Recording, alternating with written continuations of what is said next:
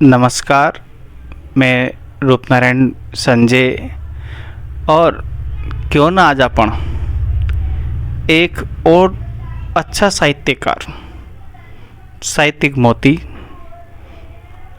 जो अपने कोटा की धरती पर शिक्षक भी है और साहित्यकार भी है, वहाँ से मुलाकात करा, वहाँ का जीवन का बारे में और वहाँ का साहित्य का बारे में जाना। नमस्कार साहब। नमस्कार। सर, आपण दर्शकों के लिए जो आपनो जो जीवन च कहाँ से शुरुआत अपनी हुई और किस तरह से अपन साहित्य तक की अपनी यात्रा की अपन दर्शकों ताएं बताऊँ। मैं मूलतः ग्राम बोरीना कलां, तहसील सांगो, जिला कोटा, राजस्थान का रहने वाला हूँ। मेरी प्राथमिक जो शिक्षा है वो गांव पे हुई। उसके तत्पश्चात जब मैं सेकेंडरी विद्यालय में आया तो कोटा 84 में मैं कोटा आया। तो उसके बाद में 89 में मैंने बीएससी किया। वहाँ तक मेरा शिक्षा से के साथ साथ थोड़ा साहित्य से शुरू से ही रहा है, परंतु बीच का जो कालखंड है उसमें क्योंकि कुछ परिस्थितियाँ ऐसी रही तो मेरा इसमें आना नहीं हुआ। तो जब मैं 96 में शिक्षक भर्ती हुई मेरी, उसमें मैंने 3rd ग्रेड में नौकरी प्रारंभ की और वहाँ से चलता हुआ प्रमोशन लेता हुआ और मैंने सन 2019 में हिंदी व्याख्याता के पद पर ग्राम चेचट में ये ज्वाइन किया।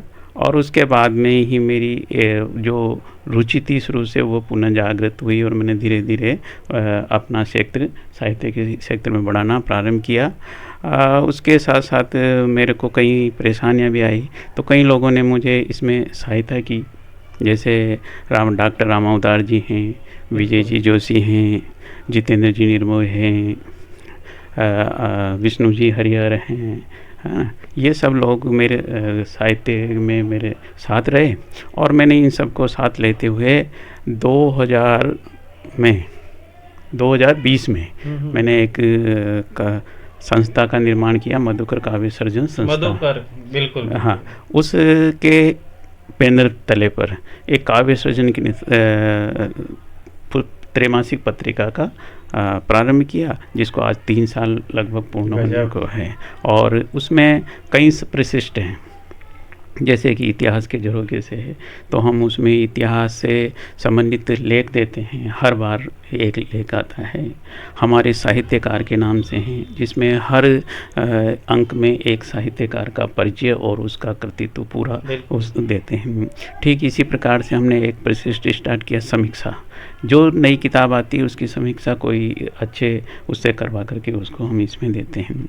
और सबसे मूल बात जो है वो एक नई कोपल के नाम से हमने नया प्रशिष्ट स्टार्ट किया है, जिसमें जो नवोदित कलमकार होते हैं उनको हम उनकी रचनाओं को जगह देते हैं और उनको हर वर्ष जब इसका वार्षिक जो मनाया जाता है उसमें उनमें उनको हम सम्मान करते हैं, सम्मान प्रतीक चिन्ह देते हैं और बुला करके, तो उनको एक ऐसा गर्व का अनुभव होता है कि चलो हम भी, और उनको आगे बढ़ने की प्रेरणा मिलती है ना। इस प्रकार से हमारा काम जो है, हमारे जो संस्था का उद्देश्य है वो भी यही है कि